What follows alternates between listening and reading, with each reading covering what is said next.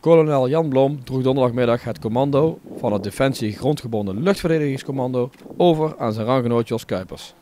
De ceremonie vond plaats op de Luitenant Bestkazerne in Vredepeel.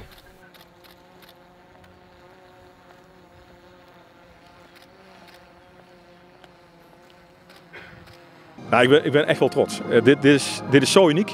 Dit gebeurt zo weinig.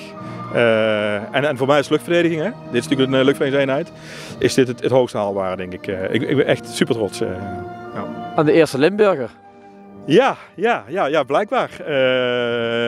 Hoe mooi is dat? We zijn natuurlijk de enige operationele eenheid die nog in Limburg is. En als je dan van die eenheid als Limburg ook leidinggevende mag worden, nou, dat is natuurlijk wel de kers op de slagroom. Ja. Aannemen van deze onderdelsvlag aanvaardig het commando over de Defensie Grondgebonden Luchtverdediging. Wat maakt deze eenheid zo bijzonder? Ik heb proberen net te schetsen. Het is het specialisme, het vakgebied van luchtverdediging. Maar het is ook de opbouw, landmachters, luchtmachters, marinepersoneel, Duits personeel van de luchtmacht wat samenwerkt. Om samen allemaal voor die luchtverdedigingsstaak te werken. Ja, zo heb je er geen tweede in Nederland. En in Duitsland trouwens ook niet. Maar wat kunnen ze van u verwachten? Ik heb net geprobeerd te schetsen waar we nu staan. Ik zie in ieder geval om me heen dat het luchtwapen dat het overal wordt ingezet. Dat baart me enerzijds zorgen. En dat betekent dat wij met onze capaciteiten om daar iets tegen te kunnen, daarbij moeten blijven qua trainingen. Maar ook moeten ontwikkelen dat wat er ook verzonnen wordt, dat wij dat zouden aankunnen. Bijvoorbeeld drones of zo, iets tegen drones. Daar moet ik mee aan de slag. Ja, want u zei er is werk aan de winkel. Ja, er is werk in de winkel. Nogmaals, ik kijk om me heen wat er gebeurt. En dan kijk ik wat we hier nu hebben. Dat is natuurlijk heel formidabel. Maar het is niet af. Als er morgen weer iets nieuws verzonnen wordt, moeten wij natuurlijk daarop reageren.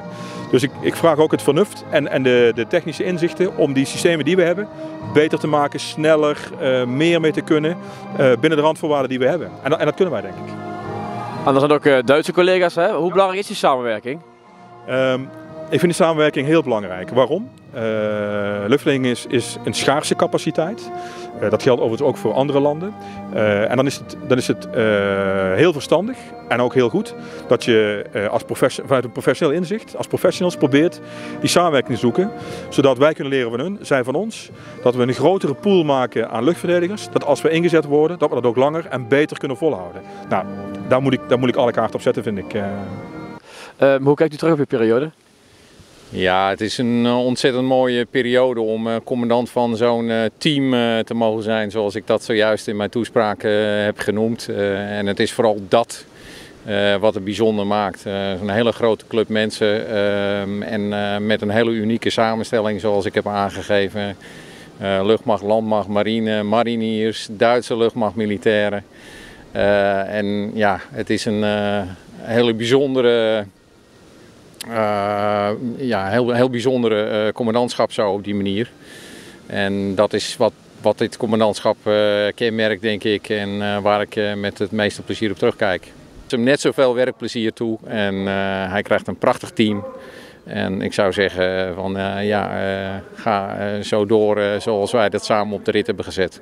En hoe waren de reacties van het thuisfront? Want er komen weer een hoop uitdagingen aan. Ik heb gelukkig een partner en ze zitten hier op de tribune.